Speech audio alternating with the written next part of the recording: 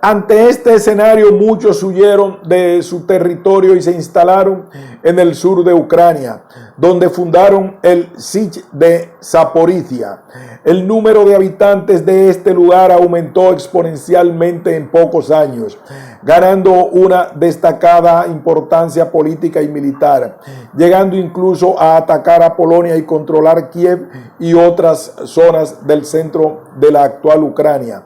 Fue el triunfo de los cosacos. Una rebelión en 1648 les llevó a fundar un estado, el Hetmanate, y a declarar su independencia respecto a Polonia, que sin embargo continuó atacando este nuevo estado, que ante la presión no tuvo otro recurso que pedir protección a Rusia, que aceptó. Moscú y el Hetmanate firmaron en 1654 el acuerdo Pereislav, que supuso el inicio de su integración en el imperio zarista. La religión fue una de las principales razones por las que Rusia aceptó la defensa del Hetmanate. El patriarca de la Iglesia Ortodoxa, Nikon, influyó en el zar para que aceptara las propuestas del Hetmanate, porque pensó que este movimiento implicaría la unión de los estados ortodoxos de Moldavia y Wallachia, y por el temor ante el avance del catolicismo hacia el este, que se había demostrado en la Unión de Brest en 1596. Durante la segunda mitad del siglo XVIII, Polonia y Rusia tuvieron en guerra por el control del Hetmanate y de Galitzia-Volhynia, hasta que en 1686 firmaron un acuerdo por el que Kiev y Zaporizhia pasaron a dominio ruso y Galitzia-Volhynia quedaba bajo el poder de Polonia. Si las primeras diferencias entre las dos civilizaciones existentes actualmente en Ucrania surgieron, como se ha explicado, con la desaparición de Kievan Rus y el nacimiento de dos de sus regiones como territorios dominantes, Vladimir Suzdal y Galitzia-Volhynia, esas diferencias comenzaron a confirmarse con la separación de los habitantes de Galitzia-Volhynia en dos territorios, Polonia y el Imperio zarista. Progresivamente los habitantes de cada uno empezaron a asimilar una nueva cultura, costumbres y forma de vida. El imperio zarista comenzó a reducir lentamente la autonomía del Hetmanate y a integrarlo a sus estructuras sociales, políticas y económicas, con cambios en la administración, la educación, en leyes, y con la llegada de numerosos emigrantes procedentes de otras zonas del imperio. Al mismo tiempo, el zar intentó agotar a la población original del Hetmanate, enviándola a diferentes puntos del imperio a construir canales, desaguar pantanos para la edificación de San Petersburgo, a levantar fortificaciones en el mar Caspio.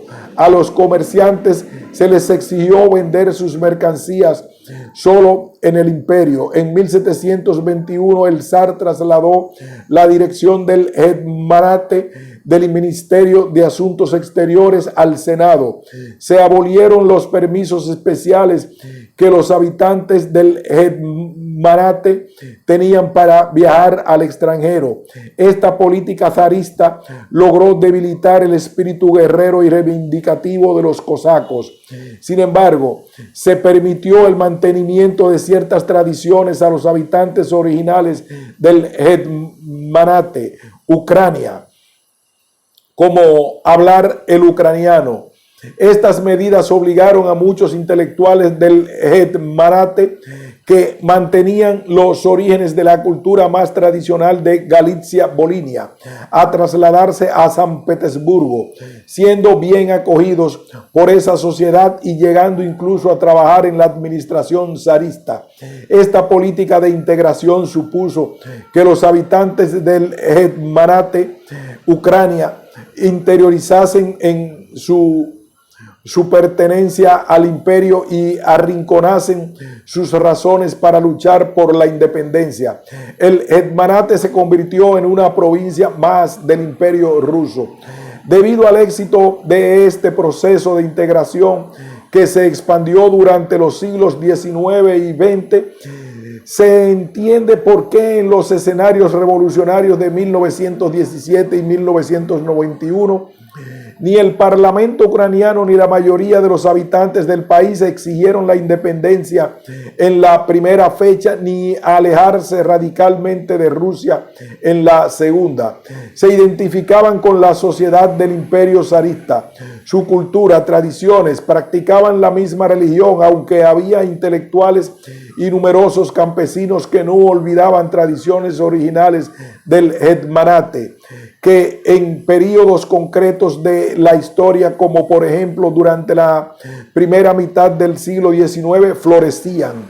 Pero era una reivindicación de tipo cultural y que exigía ciertos niveles de autonomía política, aunque en ningún caso de independencia, incluso a pesar de la intensificación de la política de integración del imperio zarista, que desde finales del siglo XIX buscó la unificación cultural de todo el imperio, no solo de la administración, sobre todo tras el despertar de las naciones. En esa época, razón por la que especialmente los zares Alejandro III y Nicolás II temieron que las declaraciones de independencia alcanzaran también a las regiones de su imperio. Influencia del imperio austrohúngaro.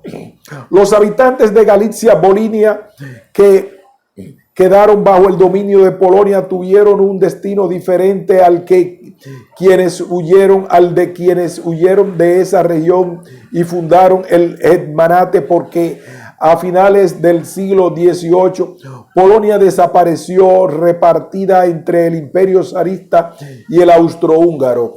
El imperio de los Habsburgos, a diferencia del zarista, no impuso un modelo cultural para todas sus regiones, porque ninguna nacionalidad era mayoría absoluta, aunque el alemán era la lengua oficial. Las únicas regiones de la actual Ucrania que quedaron bajo el imperio austrohúngaro tras las particiones de Polonia fueron Galicia, Bukovina y Transcarpatia. Las reformas aplicadas desde mediados del siglo XVIII por la emperatriz María Teresa y a finales de ese siglo por su hijo José II, las favorecieron considerablemente, especialmente por el trabajo de este último, que le prestó mucha atención a Galicia, considerándola una especie de laboratorio para probar sus experimentos en la reestructuración de la sociedad. Esas reformas incluyeron la abolición de los siervos, que ganaron ciertos derechos, y el imperio respetó a la iglesia griega católica, que se vio muy favorecida por las reformas en educación que facilitaron su expansión. Estas medidas supusieron que la religión de Galicia fuera consciente de su pertenencia a una etnia y a una nacionalidad concreta, la ucraniana. Estas características de los ucranianos que fueron parte del imperio austrohúngaro se acrecentaron durante el siglo XIX e incluso durante la primera mitad del siglo XX. Las revoluciones de 1848, que afectaron de lleno al imperio de los Habsburgos al reclamar muchos de los pueblos que lo componían la independencia, aumentaron entre los habitantes de Galicia su sensación de pertenencia a una comunidad diferente, y para los intelectuales de esta región, una minoría, supusieron la oportunidad de definirse formalmente como una nacionalidad diferente y establecer sus propias instituciones nacionales. En estos acontecimientos fue la primera vez en la historia moderna que los ucranianos tuvieron la oportunidad de presentarse como nación. Este largo periodo de bonanza nacional de Galicia finalizó en la Primera Guerra Mundial, ya que su territorio fue invadido por el Imperio zarista, y aunque durante el imperio breve fue suficiente para demostrar que su objetivo era finalizar con todo atisbo de diferenciación entre esta región de cultura ucraniana y el resto del territorio de Ucrania, que desde hacía siglos pertenecía al zar, se atacó a la Iglesia griega católica, los periódicos institucionales culturales, asociaciones políticas. Durante la Segunda Guerra Mundial, la URSS invadió la región de Galicia y la de Bucovina del norte. Era la primera vez desde el siglo XVII que todos los territorios ucranianos estaban unidos bajo la misma entidad política. Este hecho, unos años después del conflicto bélico, supuso que por primera vez en Ucrania existieran tradiciones e ideas políticas y económicas diferentes, y que apareciera dentro de la entonces República Soviética una fractura civilizacional. La anexión de Galicia y de Bucovina del norte por Stalin y la política soviética agresiva hacia estos dos nuevos territorios produjo la aparición de un nacionalismo violento y el comienzo de la fusión progresiva de Ucrania occidental a la oriental, que sin embargo no se completó.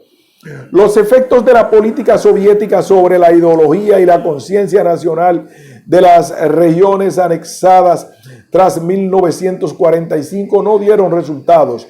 Estas lograron mantener su cultura, ideas políticas y económicas heredadas de su pasado en el Imperio Austrohúngaro, parte de la civilización occidental, mientras que las regiones de Ucrania que pertenecieron desde el siglo XVII al Imperio Ruso y después a la URSS asimilaron la cultura y las formas de gobierno de Moscú. Aunque la diferencia civilizacional existente actualmente en Ucrania surgió en el siglo XVII, el verdadero momento de su confirmación es a partir de la década de 1950, cuando las dos Ucranias pasaron a formar parte del mismo territorio.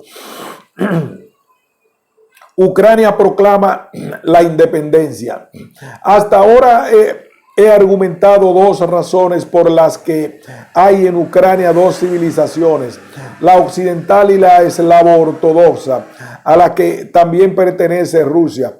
Esta división no significa que actualmente Rusia y la parte de Ucrania que pertenece a la civilización eslavo-ortodoxa coincidan totalmente en tradiciones, aspectos culturales, identidades, sistemas políticos o económicos, ya que una civilización abarca en la mayoría de los casos numerosos pueblos y estados que, además de poseer numerosas similitudes, comprenden también diferencias.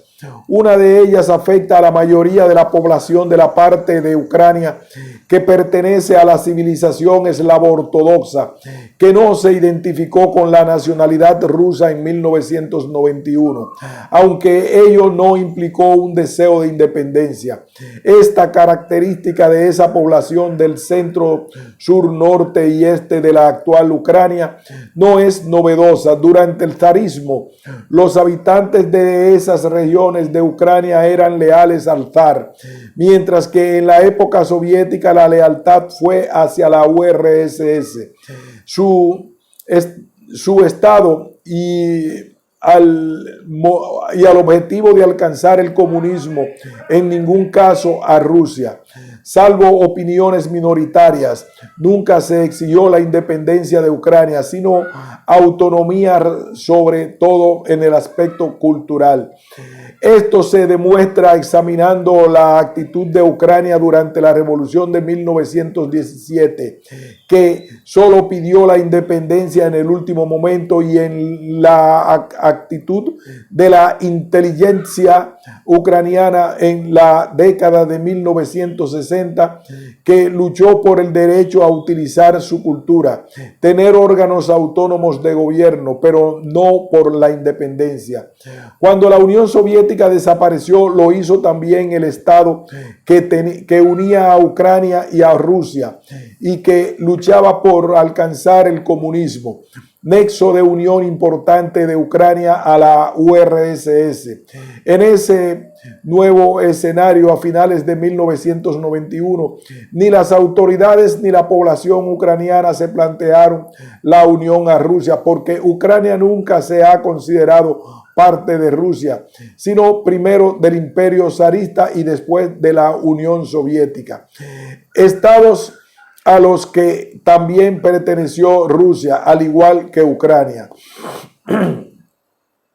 Esta herencia histórica que han recogido la mayoría de las regiones de la actual Ucrania se plasmó inmediatamente tras la desaparición de la Unión Soviética en la celebración de un referéndum de independencia en diciembre de 1991, en el que ganó mayoritariamente el sí por dos razones.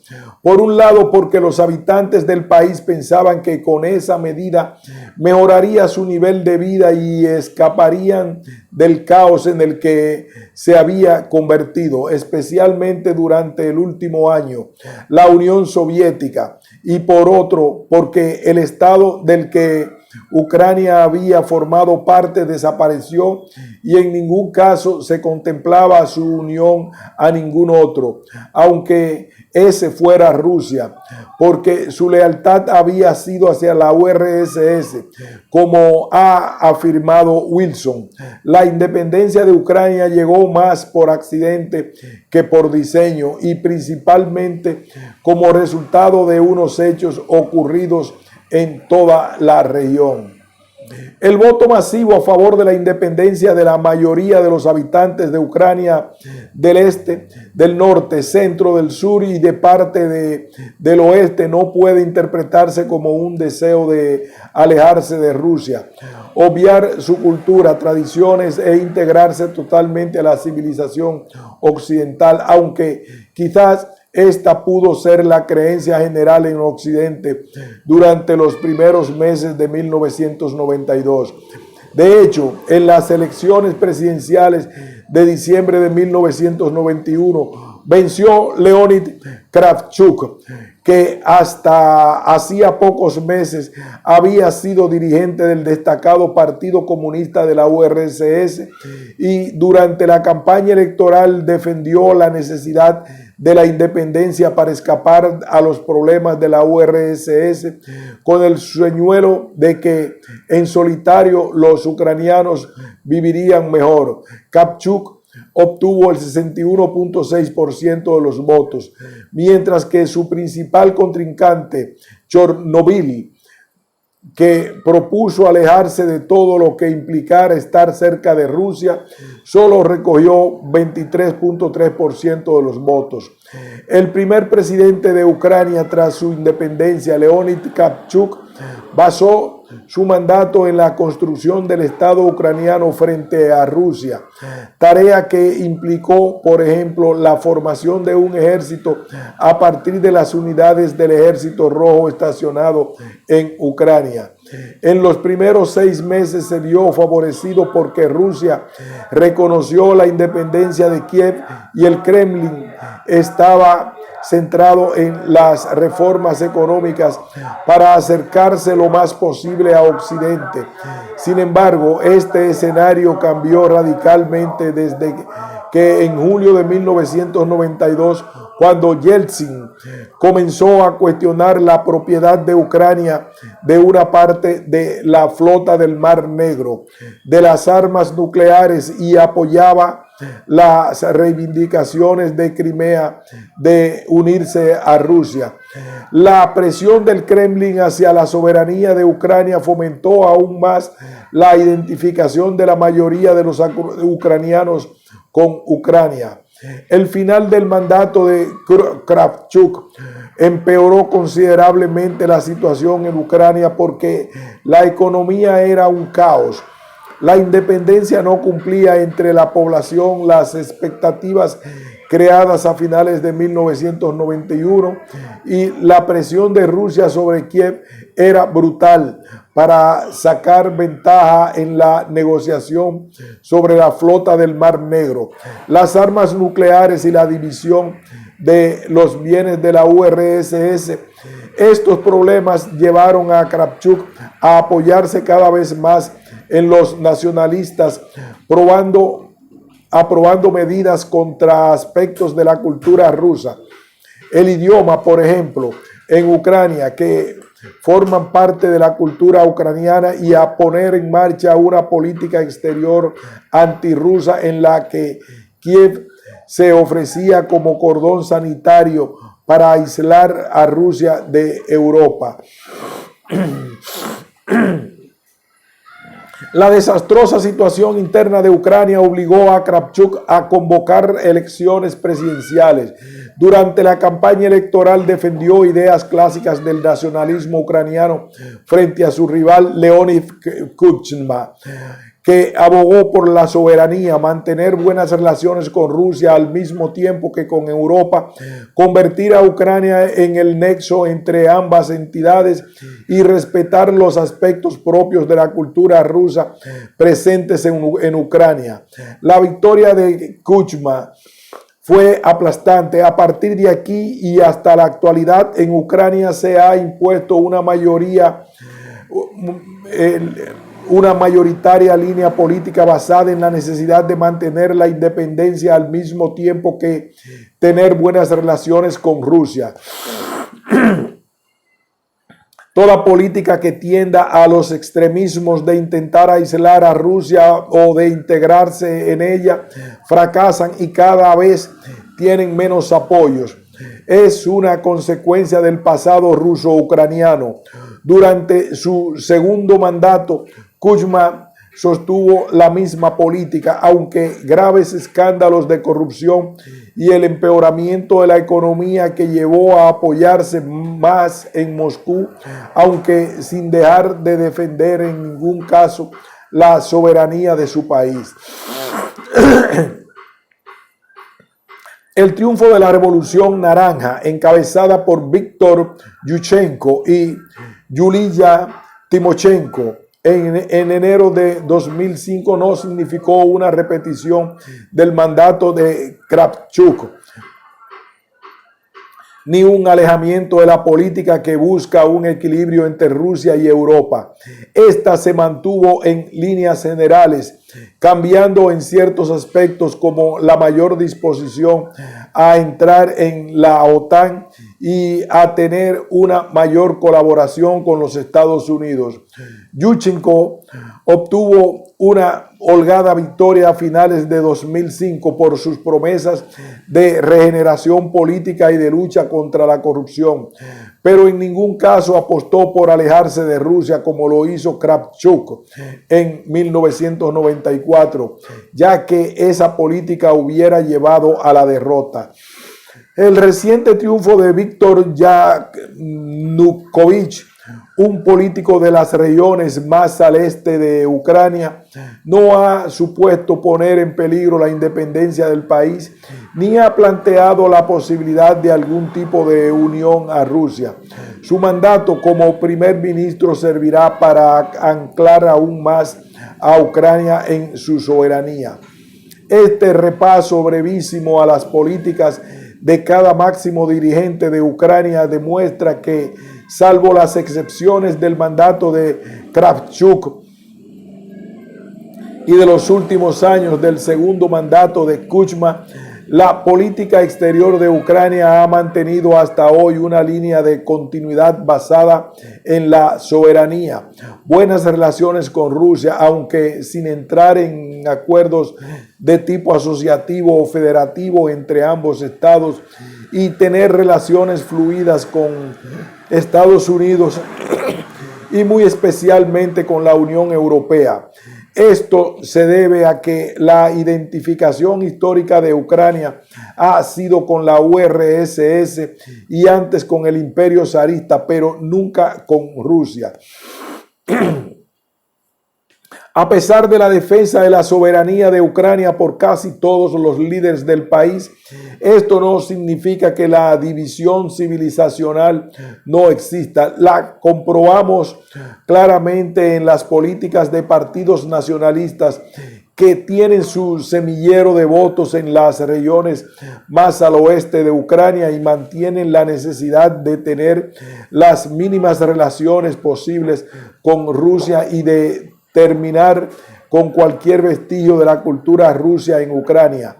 Demanda que no se entiende porque esa cultura rusa en Ucrania es parte de la herencia de este país y de su identidad. La división civilizacional también se detecta en las políticas exteriores de los diferentes líderes que Ucrania ha tenido, mientras que todos han defendido a ultranza la soberanía del país. Algunos como Kuchma o el actual primer ministro Yanukovych no son partidarios de entrar en la OTAN, objetivo que Yulia Timoshenko y Víctor Yushchenko catalogan de necesario. Igualmente, los gobiernos de esos dos políticos parecían al menos más comprometidos a poner en marcha las medidas drásticas para luchar contra la corrupción y evitar el clientelismo político. Esto confirma los argumentos de que dentro de cualquier civilización existen diferencias como las reinantes en la eslavo-ortodoxa que distinguen a Rusia y a Ucrania, y no solo en el aspecto cultural, sino también a nivel político y económico. Quizás el mandato de Kravchuk, por la radicalidad en la que entró debido al escenario planteado por Rusia, no debe ser tenido muy en cuenta para enjuiciar estos argumentos, pero Kuchma y ahora con Yanukovych, la soberanía de Ucrania ha estado siempre defendida. ¿Continuará Ucrania siendo un estado con dos civilizaciones? El discurso que he sostenido durante este artículo conduce a plantear las preguntas: ¿tenderá esta fractura civilizacional a disminuir o irá en aumento? ¿Y es beneficioso para Ucrania la existencia de las dos civilizaciones en su estado?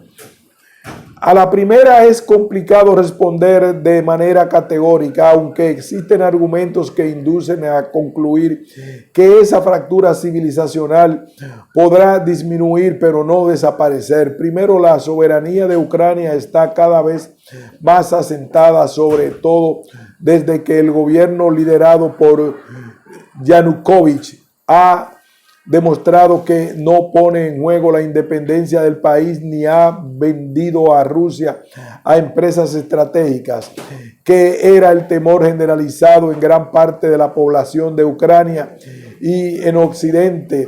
Si alcanzaba el poder un gobierno con un líder del este de Ucrania. Este escenario ya ocurrió con Kuchma y ahora se repite con Yanukovych. Segundo, con el paso de generaciones, el nacionalismo extremista tradicional de las regiones más occidentales de Ucrania pierde progresivamente fuerza porque sus principales reivindicaciones, independencia, no entrar en asociaciones políticas con Rusia, el ucraniano como lengua oficial, se han cumplido. Partidos políticos que defienden que la política exterior de Ucrania debe intentar aislar a Rusia de Europa y mantener con Moscú el menor número posible de relaciones, han fracasado en todas las convocatorias electorales celebradas desde 1991 hasta hoy. Estos partidos radicales obtienen cada vez menos apoyos en elecciones y los ciudadanos de las regiones occidentales de Ucrania han comprobado que partidos centristas como los de Yushchenko y Timoshenko pueden representar sus intereses. Al mismo tiempo, los ciudadanos ucranianos de las regiones del este de Ucrania, que en determinados momentos, sobre todo durante la gravísima crisis económica que afectó a Ucrania en 1993 y 1994, habrían aceptado algún tipo de unión política a Rusia, son cada vez menos. Los resultados electorales demuestran que el Partido Comunista de Ucrania, que defiende esa tesis política, ha reducido sus votos considerablemente en cada elección. Y tercero, Ucrania tiende cada vez más, aunque lentamente, hacia Europa, y no solo políticamente, sino también culturalmente, proceso además acelerado por los efectos de la globalización. Aunque la diferencia religiosa continuará siendo sin duda uno de los principales aspectos de la fractura civilizacional de Ucrania junto a tradiciones y costumbres. La otra pregunta planteada: ¿supone un lastre o es beneficiosa para Ucrania esta diferencia civilizacional? Requiere una respuesta en ambos sentidos. Será positivo porque, primero, habrá una mayor presión desde las regiones más occidentales para que el gobierno tome medidas que progresivamente faciliten la integración de Ucrania en las estructuras políticas y económicas de Occidente.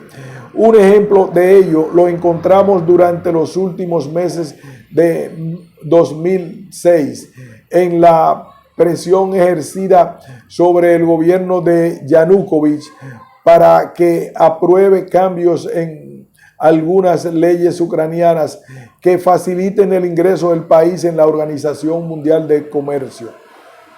Y en segundo,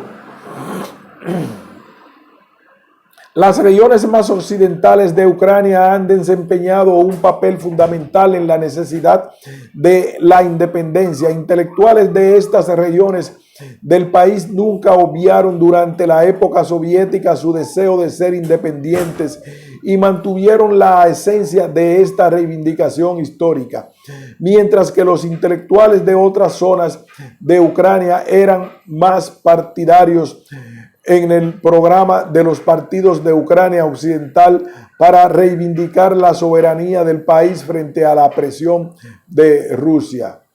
Sin embargo, esta división de civilizaciones en Ucrania ha tenido consecuencias negativas para el país por el alto grado de enfrentamiento continuo que existe en la sociedad.